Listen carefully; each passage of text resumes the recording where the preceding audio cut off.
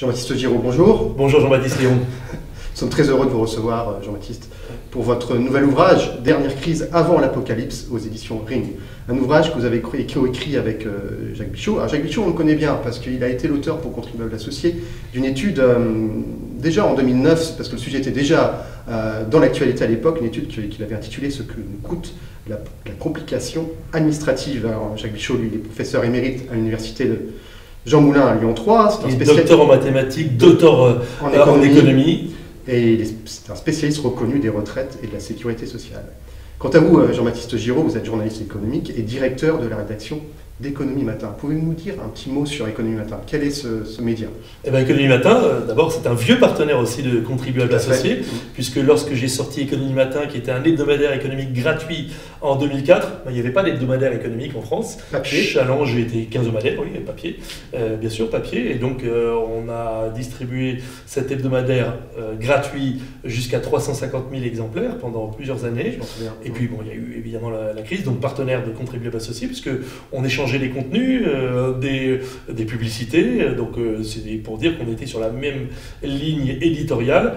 Et puis, écoutez, j'ai digitalisé Économie Matin quelques années plus tard, et aujourd'hui, Économie Matin est un pure player, comme on dit, digital sur Internet, où vous pouvez trouver une information économique gratuite, ou plutôt offerte. Il y a quelqu'un qui paye, c'est vous, grâce aux publicités de Google, mais une fois qu'on le sait, ça se passe bien. Ça se passe bien, voilà. Alors, dernière crise avant l'apocalypse. Dans ce document, vous nous proposez de découvrir la réalité cachée sous les apparences. Qu'en est-il de cette réalité cachée? Vous voulez que je prenne, puisqu'on a du temps, je vais prendre la dernière de couverture, parce qu'on pourrait presque la paraphraser. Je n'ai jamais fait l'exercice, donc pour vous, c'est du tout nouveau. On commence ainsi. 5 ans déjà que Taïwan est assiégé par l'armée populaire de libération. Le blocus de la zone Asie-Pacifique par la 7e flotte américaine coupe le monde en deux, tout est rationné, on dénombre plus d'1 milliard d'affamés dans le monde. Premier paragraphe.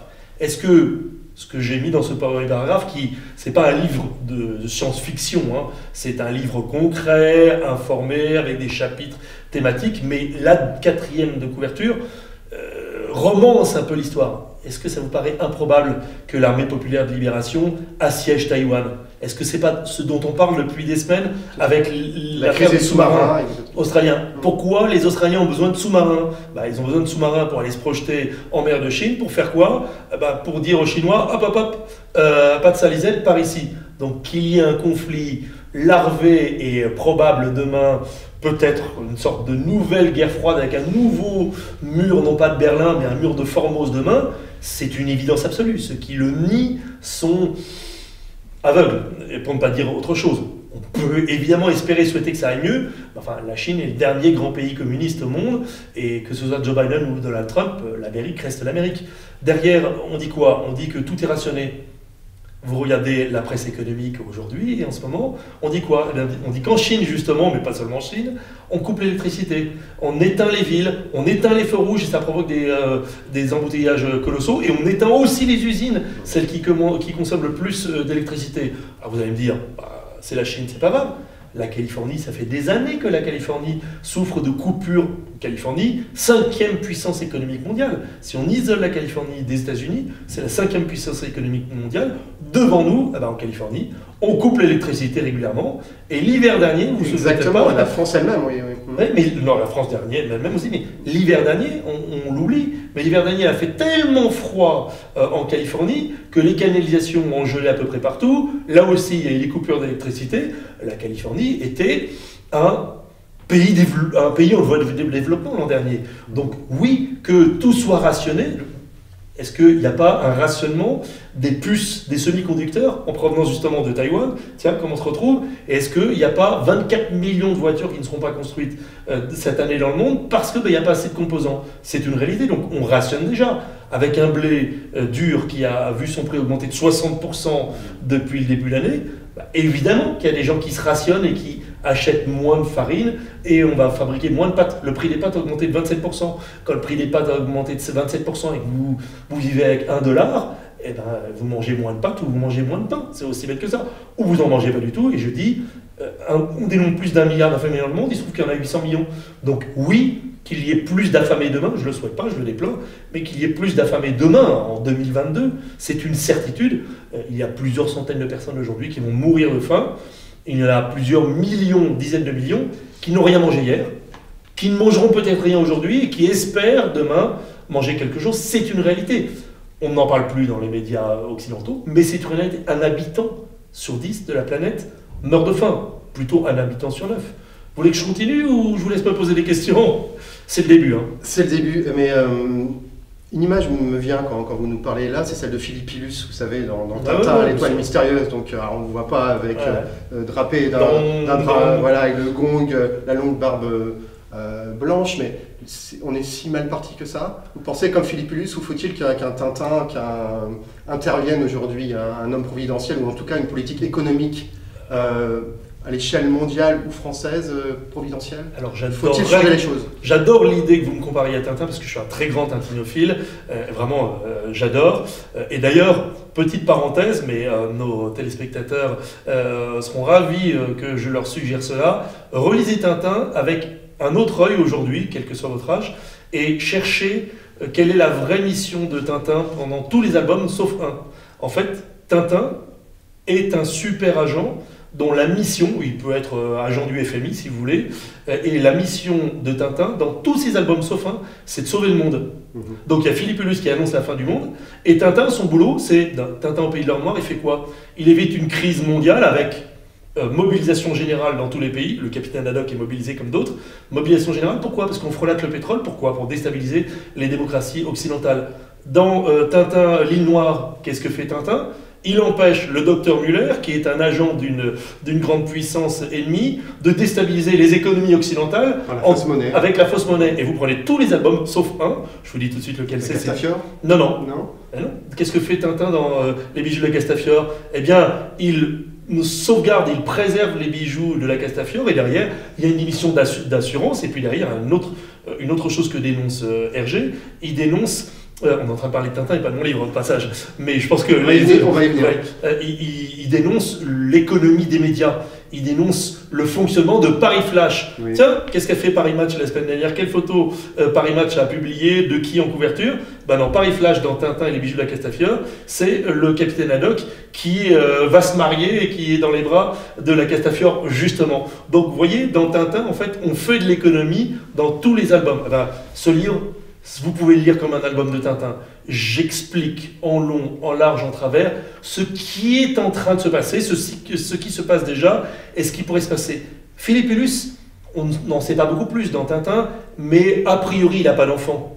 A priori, c'est un austère... C'est là-dessus que je voulais en venir. Moi, j'en ai 6. Oui. L'aîné a 20 ans, aujourd'hui c'est l'anniversaire de mon numéro 2, 19 ans, et la petite dernière a 11 ans. Est-ce que vous pensez sérieusement que quelqu'un qui a 6 enfants, son trip, c'est de passer plusieurs heures par jour pendant plusieurs semaines, plusieurs mois, pour dire à ses enfants, c'est la fin du monde, je fermerai la lumière en partant? Non, bien sûr que non. Vous savez, Jean d'Ormesson qui dit, la vie c'est comme dans un train. On est passager d'un train où des gens montent, des gens descendent. Moi un jour je vais descendre, et je vais les laisser dans le train, ils vont continuer à aller tout droit. Mon but, c'est que le train ne déraille pas. Quand j'écris un livre comme celui-là, j'écris à mes enfants d'ailleurs. La dédicace qu'on a trouvée avec Jacques Bichot, c'est à tous les enfants de notre petite planète. On écrit aux adultes, aux jeunes adultes, aux adolescents, en leur disant « ouvrez les yeux ». Et de façon véritablement très lisible. C'est pour ça que je conseille à tous nos téléspectateurs de lire cet ouvrage qui est à la fois bien documenté, d'une lecture très aisée, et frappé au coin du bon sens. Donc on apprend des choses, et c'est une remise en contexte des éléments majeurs qui font le monde d'aujourd'hui, et notamment notre destin futur. Mais Jean-Baptiste, c'est beaucoup plus inquiétant que ça. Oui. C'est que vous dites, frapper au coin du bon sens, c'est pire. Sans être alarmiste, quelque part. Non, vous tirez la sonnette d'alarme? Oui. Bien sûr. Ouais. Prenez par exemple le sujet de la transition énergétique. Moi, ça fait des années que j'entends parler dans les médias de la transition énergétique, du tout électrique ou autre. Je vais faire de la pub pour tous contribuables, mais à la une de votre magazine, il y a marqué « Éoliennes, des milliards pour du vent ». Bien sûr qu'on essaie de nous fourguer des éoliennes à gogo et qu'on nous dise « c'est la solution ». Mais moi j'ai enquêté. Je n'ai jamais entendu nulle part ce qui est dans le bouquin de mémoire chapitre 10, à savoir que la transition énergétique est en fait impossible. Elle est totalement dogmatique, mais impossible. Retenez ces chiffres, je ne vais pas en donner beaucoup, mais je pense que les gens qui regardent la chaîne YouTube de Tous Contribuables sont quand même un petit peu intéressés par les chiffres. 92% de l'énergie consommée dans le monde est carbonée. C'est-à-dire que dans le monde, pour faire rouler une voiture, vous savez comme moi que c'est du pétrole, de l'essence sans plomb ou du fioul. Pour faire tourner une usine, quand elle n'est pas électrique, on la fait tourner avec du fioul ou parfois avec du gaz. On utilise énormément le charbon, c'est la première ressource pour faire tourner les usines et plein de choses. Mais on fabrique aussi l'électricité avec du pétrole, du gaz et du charbon. Surtout avec du charbon, avec du gaz et un peu avec du pétrole. À tel point que, d'ailleurs, c'est dans la presse, on est en train de redémarrer des vieilles centrales au fioul qui avaient été arrêtées il y a quelques années parce qu'on a tellement besoin d'énergie électrique que donc on a besoin de ces centrales. Quand je dis 92% de l'énergie dans le monde est carbonée, c'est que dans le mix énergétique mondial, il y a 80% d'énergie carbonée brute, du charbon, du pétrole, du gaz, et 20% d'électricité. On nous dit depuis des années, l'électricité c'est la solution. Pas de problème, il suffit que les 20% d'électricité deviennent 20, 30, 40, 50, 70, 80, hop, ça y est, la fait électricité a résolu le problème. Sauf qu'avec quoi on fabrique de l'électricité? Avec du pétrole, du gaz et du charbon. 59% de l'électricité produite dans le monde est carbonée. La Chine, l'Allemagne, c'est beaucoup plus. La France, c'est 75% ou 70% de nucléaire. Mais nous sommes l'exception mondiale. Le monde entier fabrique de l'électricité avec du charbon, du pétrole et du gaz. Nous sommes l'exception. Le nucléaire ne représente que 2% de l'énergie consommée dans le monde. Il y a 450 réacteurs nucléaires en cours de fabrication en ce moment qui ne vont faire qu'une seule chose, maintenir la toute petite part de production d'électricité nucléaire dans le mix énergétique mondial. Et on nous demande de passer en une génération et demie, 2050 c'est une génération et demie, nous sommes en 2021, on nous demande en 30 ans de supprimer 92% de l'énergie utilisée dans le monde, carbonée, pour la remplacer par autre chose, en nous disant les éoliennes, les panneaux solaires. Et en faisant fi quand même d'un savoir-faire particulièrement brillantissime en France, hein. On était les meilleurs sur le nucléaire. Sauf que le nucléaire n'est pas la solution. Si je vous dis que le nucléaire c'est 2% de l'énergie mondiale et que 450 réacteurs en cours de construction vont permettre de maintenir ce chiffre de 2%. En Inde, je crois, vous dites. Pas seulement en Inde, il y en a en Inde, en Chine. Donc on va maintenir la part d'électricité nucléaire dans le mix énergétique mondial. Donc faites le calcul. Si 2%, 450 réacteurs nucléaires suffisent juste à maintenir la part d'électricité nucléaire, c'est par dizaines de milliers qu'il faudrait fabriquer des réacteurs nucléaires pour remplacer, pas totalement, mais en partie seulement, l'énergie carbonée par une énergie nucléaire. Ça n'est pas possible. Donc on nous demande de faire quelque chose que l'humanité ne peut techniquement pas, économiquement pas, statistiquement pas, je cherche tous les termes possibles et imaginables.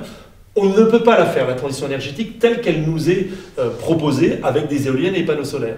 La seule solution pragmatique, raisonnable, rationnelle, d'ailleurs il n'y a que l'Occident qui le fait, il n'y a que l'Europe d'ailleurs qui fait vraiment les efforts pour la transition énergétique. La seule solution pragmatique et rationnelle, c'est de capter le carbone partout où c'est possible.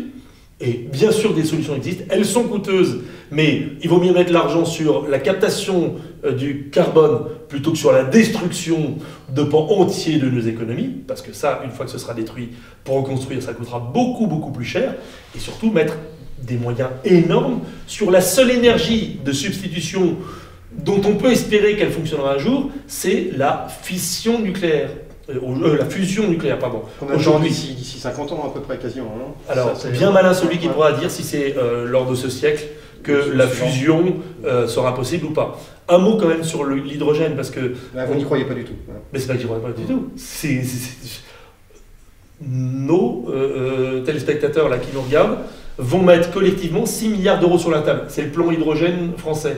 Sans compter les dizaines de milliards d'euros jetés dans les éoliennes. Voilà, jetés l'argent. Mais restons sur l'hydrogène, parce qu'on dit « Ah, c'est l'énergie du futur, c'est la solution, machin, les trains hydrogène. » L'hydrogène vert, etc. Oui, bah, vous savez ce que c'est que l'hydrogène vert? Qu'on rigole. Vous allez nous l'expliquer. L'hydrogène vert, c'est de l'hydrogène produit à partir de l'électricité. Aujourd'hui, sur 100 unités d'hydrogène produites dans le monde, 97 unités, appelez ça des litres, appelez ça des tonnes, appelez ce que vous voulez, sur 96 tonnes d'hydrogène, sur 100 tonnes d'hydrogène produit à un instant T, il y en a 97 qui sont produits par reformation. C'est quoi la reformation? Vous prenez du méthane, tiens, le méthane c'est un gaz, et c'est une énergie carbonée. Vous prenez du méthane, formule chimique CH4, et vous le passez dans une machine qui va enlever le carbone. Qu'est-ce qu'on fait du carbone? On l'envoie en l'air et vous coupez la molécule H4 et vous faites du H2 et vous avez de l'hydrogène. Donc super, on fabrique de l'hydrogène avec du gaz qui est bien à effet de serre et on est très content. Les 3% c'est l'hydrogène vert, l'hydrogène vertueux. Mais c'est quoi l'hydrogène vertueux? C'est celui qu'on fabrique avec de l'électricité. Retour 3 minutes dans la vidéo, je vous ai dit comment on fabrique l'électricité dans le monde. On fabrique majoritairement l'électricité dans le monde avec du carbone, donc du charbon, du pétrole et du gaz. Donc l'hydrogène, ce n'est pas une énergie, c'est un moyen de stockage. L'hydrogène n'existe pas à l'état naturel sur notre planète. Pas de chance, c'est vrai, l'hydrogène c'est la matière la plus présente dans l'univers, mais pas sur Terre. Il n'y a pas d'hydrogène, il n'y a pas un tuyau où on branche, tiens, hydrogène qui nous a été mis là à disposition par le grand créateur. Donc, nous sommes dans une situation totalement kafkaïenne, mais quand je dis kafkaïenne, enfin ça dépasse même l'entendement. On nous demande de changer complètement nos économies, puisque la transition énergétique, c'est changer l'intégralité du fonctionnement de nos économies. On nous demande de les changer en 30 ans, sans la solution. Derrière, ne cherchez pas une seule seconde, il y a d'abord et exclusivement des énormes enjeux financiers, des opportunistes qui se disent ceux qui étaient installés, toutes les industries automobiles et autres, installées sur un modèle carboné, on va d'abord lancer une immense campagne de presse pour dire que c'est des abominables pollueurs et qu'il faut les mettre à l'amende. Et deux, on va proposer une solution qui n'en est pas une, mais sur laquelle on va se rémunérer très grassement. Derrière, vous avez peut-être que c'est quelques centaines de personnes, peut-être seulement quelques milliers de personnes qui ont un intérêt exclusivement personnel et non pas de préoccupation pour l'humanité. Ils ont un intérêt à s'enrichir le plus vite possible en racontant l'histoire la plus absurde possible. Je ne parle pas du réchauffement climatique. Je ne dis pas que le réchauffement climatique est absurde. C'est encore autre chose. C'est encore autre chose. Mais dire que la transition énergétique, c'est les éoliennes, c'est les panneaux solaires, et à coup de milliards d'aides publiques et de subventions. Non, mais on parle pas de milliards. À l'échelle de la planète. Centaines de millions, et à l'échelle de la France, à l'échelle de la France, c'est déjà des sommes hallucinantes, mais à l'échelle de la planète, on est en train de parler de sommes en fait qui n'ont plus aucun sens. Les gens qui sont préoccupés par les finances publiques et qui sont c'est comme la dette, voilà, sympathisants de contribuables associés, exactement. Ils savent très bien que dès qu'on a dépassé le chiffre de 10 milliards, ça n'est plus perceptible, pas palpable, voilà, ça ne veut plus rien dire. Voilà. C'est pour ça que nous faisons régulièrement un ratio. Voilà, ratio de la dette publique par habitant. Il y a quelques jours, nous étions à plus de 41 000. Donc, je me souviens d'une une de Économie Matin dans les années 2000, je crois que c'était 2006, on était à 28 000, on est à 41 000. 41 000, c'est 42 000, oui. Ça ne fait que s'aggraver. Et derrière, il y a... on tire sur la ficelle et on demande encore de dépenser des sommes hallucinantes. Et vous dites que ça ne peut que continuer, parce qu'il y a un fil rouge qui est intéressant dans votre ouvrage, en fait, c'est la dimension démographique des choses. Qui est le fil rouge. En fait, vous nous expliquez que la natalité est un aspect assez peu considéré, mis en avant par nos dirigeants, par nos grands médias, alors que c'est sans doute un point qu'il faudrait considérer comme essentiel, si ce n'est vital. C'est le point essentiel. C'est le point essentiel. Dans l'histoire, je vais dire dans l'histoire récente, mais en fait, si vous prenez les 2 derniers millénaires, les peuples et les puissances n'existent que par le nombre d'unités humaines qu'elles alignent en face d'un péril, d'un danger, d'une menace ou pour résoudre un problème. Pendant très longtemps, la France était le pays le plus peuplé d'Europe. Résultat, quand quelqu'un cherchait des noises à la France, il devait s'allier avec tous les autres pour lui faire la guerre.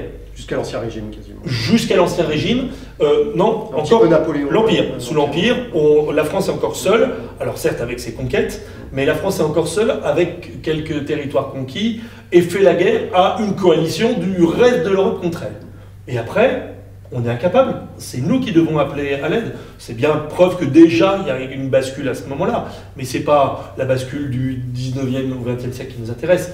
Celle qui nous intéresse, c'est celle de ces 30-40 dernières années. C'est marrant parce que j'ai fait une interview avant vous, juste avant, c'était en ce moment que sort ce livre, et avec l'intervieweur, on se rappelait de nos années lycée, et donc moi, mes années lycée, c'était les années 90, je suis oui c'est même un peu avant, je suis en 86 en classe de 3e, ma prof d'histoire géo nous fait réviser le brevet des collèges, et dans un établissement réputé de la région parisienne, de Paris, elle nous dit non, mais la natalité française, qui est de 2,05 ou 2,08 à l'époque, ou peut-être de 1, c'est pas le vrai chiffre. Le vrai chiffre, il est de 1,5. Ah non, elle disait déjà 1,5, et je parle de 1986. Aujourd'hui, le chiffre officiel est de 1,8. Mais la réalité est bien en deçà. On n'est pas mieux loti que les Irlandais ou les Allemands qui sont à 1,4 ou 1,3. Non, notre natalité est c'est vraiment hiver démographique. Hein. Oui. Et la conséquence, elle est facile à comprendre si on se souvient de l'anecdote de l'histoire, de la légende, de l'invention du jeu d'échecs. Vous savez, le serviteur du grand vizir qui dit « On récompense du jeu d'échecs qui vous fait tant plaisir, votre éminence, donnez-moi un grain de riz, puis 2, puis 4, puis etc. » exponentielle. Et à la fin, l'intégralité des grains de riz couvre la surface de la Terre sur, je ne sais plus si c'est 5 cm ou 1 mètre, ça n'a pas d'importance. C'est la progression, puisque c'est 2 puissance 64. Eh bien, nous, on est à l'envers. Lorsque les Coréens, il n'y a pas que l'Occident qui est en danger, lorsque les Coréens font 0,98 enfants par femme ou par couple, je préfère dire d'ailleurs par couple, même si en fait on peut avoir plusieurs couples dans sa vie, quand deux êtres humains, en l'occurrence des Coréens, se réunissent et qu'ils n'en font qu'un à la génération suivante, eh bien, montez à l'étage en dessus, vous avez 16 Coréens qui n'en font qu'8, 8 qui en font 4, 4 qui en font 2, 2 qui en font 1. On disparaît. La Corée va disparaître en tant qu'État-nation en 4 générations. C'est-à-dire qu'à la fin du siècle, il n'y aura plus de Coréens. Alors dans la réalité, il va y avoir évidemment un effet de seuil, un moment où la population va cesser de refluer, parce que ceux qui veulent se reproduire plus que le seuil de renouvellement vont le faire, et puis il y aura évidemment une prise de conscience, une réaction comme par exemple en Hongrie. La Hongrie faisait face, après la chute du mur, à effectivement un hiver démographique. Qu'est-ce que fait l'abominable Viktor Orban, honni par l'intégralité des démocraties occidentales qui défendent la veuve, l'orphelin, les lobbies LGBT et tout ce que vous voulez. Viktor Orban, lorsque vous avez un enfant, hop, votre crédit immobilier, si vous avez un crédit immobilier, est amputé d'un tiers. Lorsque vous avez 3 enfants, vous avez une prime de 7 500 € pour changer de voiture. Et alors, ok, c'est de l'argent public, des primes, mais c'est orienté pour une raison bien simple. Lorsque vous avez 3 enfants, votre crédit immobilier est gratuit. Donc vous n'avez plus d'intérêt et on vous file 7 500 € pour changer de voiture puisque on se dit va avoir besoin de plus grosse voiture. Je sais bien qu'à contribuables associés, on est un peu sensible quand il s'agit de distribuer l'argent public et de distribuer les subventions, mais excusez-moi du peu, distribuer de l'argent public pour pousser les Hongrois à faire des enfants, je pense que ce n'est pas une si mauvaise idée que ça. Vous dites d'ailleurs qu'au lancement après-guerre de la politique nataliste menée d'abord par De Gaulle, la politique familiale en général, les dépenses publiques étaient essentiellement consacrées en fait à la politique nationale pure et non pas au système redistributif tel qu'on le connaît aujourd'hui. Bien sûr. L'essentiel de la dépense de la sécurité sociale au sens large, c'était la politique familiale. Or aujourd'hui, la politique familiale représente, c'est la 8e ou 10e roue du carrosse, pour paraphraser quelqu'un qui disait que les Anglais étaient la 5e roue du carrosse dans l'histoire des sous-marins. Eh bien, la politique familiale française, les aides aux familles sont totalement quasi inexistantes, ou en tout cas écrasées par l'ensemble des autres redistributions dans notre système. Ce qui est un drame. Oui, vous l'expliquez très bien, cela a des conséquences pour nos finances publiques, pour notre retraite, pour notre sécurité sociale. Pour nos finances publiques, chaque fois qu'il manque 80 000 futurs contribuables, appelons-les les contribuables, je pense que chez vous, vous ne serez pas choqués, mais s'il a manqué 80 000 naissances l'an dernier, eh bien, au bout de 10 ans, ça fait bien 800 000. Alors en fait, il y a une dimension exponentielle, puisqu'à un moment, quand on arrive à l'âge de la reproduction, ceux qui manquent ne se reproduisent pas eux-mêmes. Donc évidemment, ça amplifie les choses, comme je vous l'expliquais avec le schéma de mes 16 Coréens qui deviennent 8, qui deviennent 4, qui deviennent 2. En fait, ça va plus vite. L'entonnoir est plus resserré sur la fin. Donc des contribuables en moins, c'est des impôts en moins, de la TVA en moins, des consommateurs en moins. C'est un vrai problème. Mais c'est aussi des gens qui ne vont pas cotiser à la retraite, à notre retraite. Pas d'enfants, pas de retraite, disait le démographe Fatsovi. Pas d'enfants, pas de retraite. Alors oui, alors effectivement, ça c'est la marotte de Jacques Bichot. Vous retrouverez pas d'enfants, pas de retraite dans le bouquin, au moins 6 ou 7 fois. Je crois que j'ai dû en enlever 4 ou 5 fois la citation. Sinon, on l'aurait mis à peu près à toutes les pages.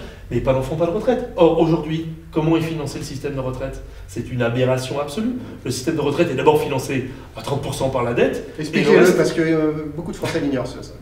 Le système de retraite, aujourd'hui, c'est vous, moi, par nos cotisations sociales, sur nos revenus salariaux ou autres, qui finançons la retraite de ceux qui nous regardent en ce moment et qui ne sont pas retraités. Donc, lorsque vous touchez votre pension de retraite, eh bien, sachez que l'argent sort directement de notre poche. Il ne sort pas de votre poche. Ce n'est pas ce que vous avez versé pendant 40 ans, 42 ans, 43 ans ou plus qui arrive dans votre poche. C'est ce que nous versons, nous, en ce moment même, qui arrive directement dans votre poche. Alors vous pouvez vous dire, merci beaucoup, c'est très généreux de votre part.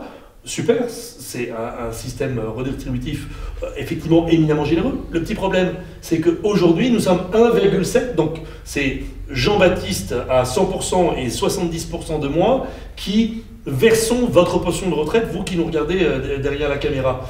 Et demain c'est dans quelques années, on sera plus que 1,5, donc il y aura un plein Jean-Baptiste et un demi Jean-Baptiste pour verser votre pension de retraite. Est-ce que vous pensez une seule seconde que 1,5 personnes peut suffire à verser votre pension de retraite? Et évidemment que le système est déjà mort depuis déjà très très longtemps. Le système est mort, il survit grâce à la dette et aux emprunts, et puis il survit aussi parce que on nous sert le kiki à nous en ce moment, et les cotisations retraite, qui ne sont pas suffisantes, nous étouffent et étranglent la compétitivité française. Donc ça aussi, ça va nous péter à la gueule. En fait, ça aurait déjà dû nous péter à la gueule depuis très très longtemps, mais comme on a cette ficelle du crédit revolving, avec, alors, en fait, c'est pas un crédit revolving, puisque le vrai gros problème, c'est que le crédit aujourd'hui, sur lequel on tire avec la carte bleue des banques centrales, c'est un crédit, même parfois à taux d'intérêt négatif. Donc on se dit, c'est de l'argent gratuit, donc on peut continuer à tirer sur la carte bleue. Mais à un moment, ça va se retourner contre nous. J'amène nos téléspectateurs à lire le premier chapitre, justement, intitulé Pour quelques trillions de plus, donc avec une petite histoire de la monnaie, comment se passe l'échange ou la circulation de la monnaie aujourd'hui. C'est extrêmement intéressant. Un poil technique, mais... oui, ça c'est la spécialité de Jacques Bichot, c'est vraiment son expertise. Il a écrit des livres entiers là-dessus. Il a voulu, et je lui en suis gré, en reparler longuement. Le gros avantage de notre livre, c'est que chaque chapitre est autonome. Donc, allez au sommaire, regardez un chapitre qui vous préoccupe, un sujet qui vous préoccupe particulièrement, et lisez-le. Vous ne serez en rien pénalisé d'avoir commencé par le chapitre 5 plutôt que par le chapitre 1. Si sur le chapitre 1 vous calez, vous mettez un marque-page dans le chapitre 1 et vous allez dans un autre chapitre et puis vous reviendrez sur le chapitre 1 après. Le chapitre 1, c'est celui consacré à la monnaie. Il est 2 fois plus long que les autres. Mais par exemple, voilà. Chapitre 7, par exemple, extrêmement intéressant. Gilets jaunes et France périphérique. Combien d'inutiles? Posez-vous la question. C'était très facile de se dire, une fois qu'ils sont tous rentrés à la maison, la queue entre les jambes avec quelques milliards promis par Emmanuel Macron, c'est très facile de se dire, le problème est résolu. Est-ce que vous pensez sérieusement que ce problème de millions de nos compatriotes qui n'ont pas d'avenir ou plus d'avenir, est-ce qu'il suffit d'aller promettre sur les plateaux télé le revenu universel, y compris maintenant pour les moins de 25 ans, pour résoudre le problème? Non. Nous avons en France aujourd'hui 3 millions de jeunes de 16 à 25 ans qui sont, comme disent les anglo-saxons, des NEET. Neither in employment or in education or in training. Donc, ils ne vont pas à l'école ou à la fac, ils ne sont pas en apprentissage et évidemment, ils n'ont pas de travail. Quand, entre 16 et 25 ans, vous n'avez rien, vous tenez le mur, mais on ne fait pas que tenir le mur, on peut aussi rester chez papa-maman comme un bon Tanguy, regarder des séries, de temps en temps faire un petit boulot, un petit job. Tiens, McDo, premier employeur de France, les publicités à la télévision de McDonald's, c'est en boucle en ce moment, c'est « viens travailler chez McDo ». Ok, est-ce qu'on doit se réjouir du fait que McDonald's est le premier employeur de France? c'est toujours mieux que rien. Hein. Il y a des tas de managers de McDo qui ont d'abord vendu les frites, et je souhaite à ceux qui commencent chez McDo demain de devenir eux-mêmes managers de McDo et de faire autre chose dans la vie. Mais on a 3 millions de jeunes sans emploi. Alors vous allez me dire, au Maghreb ou en Turquie, le problème est beaucoup plus grave encore. Là-bas, c'est 30-40% de la population qui a moins de 25 ans et qui est chômeuse à 40, 60, mais il existe là-bas des solidarités familiales Oui, la solidarité nationale, vous savez. La solidarité, quand vous n'avez rien, on peut être solidaire avec pas grand-chose, ok, mais les émeutes de la faim au Maghreb de la décennie précédente, elles avaient une seule et unique cause, le blé dur, avec lequel on fait la semoule, avait aussi augmenté de plusieurs dizaines de pourcents. Et au moment où vous ne pouvez plus acheter de blé dur et plus de semoule pour faire le couscous, vous descendez dans la rue et vous destituez votre chef de l'État du moment. Donc qu'il y ait des émeutes de la faim dans les prochaines semaines, prochains mois, en Égypte, au Maroc, la Libye n'en parlons pas, c'est une émeute permanente, la Tunisie, le Maroc, l'Algérie. Je veux bien que ça n'arrive pas. Je veux bien qu'on trouve tout d'un coup du blé gratuit à leur envoyer, mais de toute façon c'est écrit. C'est écrit. Et puis, s'il y avait que Cuba, ça fait 1 an et demi qu'ils n'ont pas vu un touriste. Cuba, il y a eu des émeutes au mois de juin. Et tiens, qu'est-ce qui s'est passé? On a sorti la police, c'est encore un pays communiste, hein. On a sorti la police dans la rue, police anti-émeute. Il y a eu, à la première manifestation, 450 personnes qui ont été mises en prison. Chez nous, quand il y a une manifestation violente où ils cassent tout, on se réjouit de mettre 12 personnes en prison. À Cuba, manifestation pacifique, juste revendicative, ils n'ont rien cassé, on en a mis 450 en prison. Donc vous voyez, c'est pas le même système. Non, il y a un vrai sujet là. Il y a un vrai sujet. Pour revenir aux Gilets jaunes, vous dites que vraiment, au-delà même de ces manifestations qui ont été générées au départ par une crise du pouvoir d'achat, c'est toute une partie de la dite France périphérique qui se sentent littéralement abandonnés, mais en tout cas ça a été présenté comme ça. Est-ce que vous pensez que c'est une crise du pouvoir d'achat quand en fait on parle de gens qui... Allez-y, parce que selon vous, et ce que je pense aussi, c'est beaucoup plus profond. C'est beaucoup plus profond. C'est pas une crise du pouvoir d'achat, parce que finalement... Alors là, je vous ai parlé... C'en était le déclencheur, on va dire.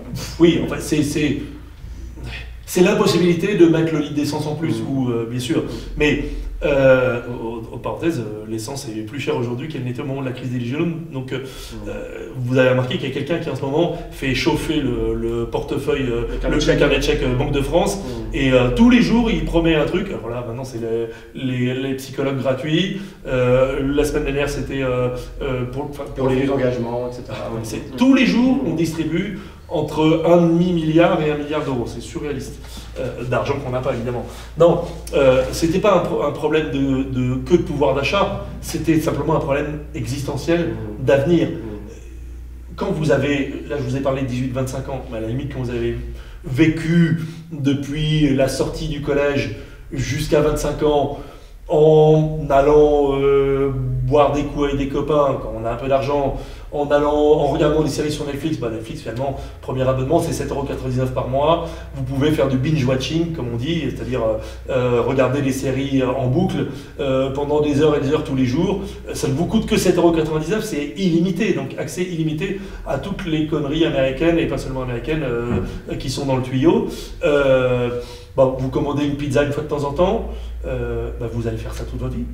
Qu'est-ce que vous voulez quand à 25 ans, ça fait des années que vous faites ça, que vous regardez des séries et que vous avez des petits loisirs modestes parce que vous n'avez pas d'argent, est-ce que vous pensez que tout d'un coup, vous allez vous mettre à bosser d'arrache-pied pour gagner plein d'argent et vous payer un appartement et vous marier ou pas, et faire des enfants et avoir une belle voiture? Vous vous souvenez cette vidéo qui avait fait beaucoup buzzer, toi jeune, si tu veux pas rester médiocre, toi jeune entrepreneur, le gars en costard-cravate qui disait « bouge-toi, remue-toi », ça avait fait beaucoup rire, mais il est anecdotique dans l'histoire de cette jeunesse qui n'a pas d'avenir, parce que pas d'éducation, pas d'emploi, pas de formation, pas d'apprentissage. Mais maintenant, parlons de leurs parents. Vous avez 50 ans, vous êtes dans une ville de taille moyenne, l'usine dans laquelle vous travaillez depuis 30 ans a fermé, et on vous dit tu es inutile puisque ton emploi, on n'en a plus besoin ni ici ni ailleurs. Chômage, 23 mois ou 30 mois en fonction de votre âge, et puis après, RSA.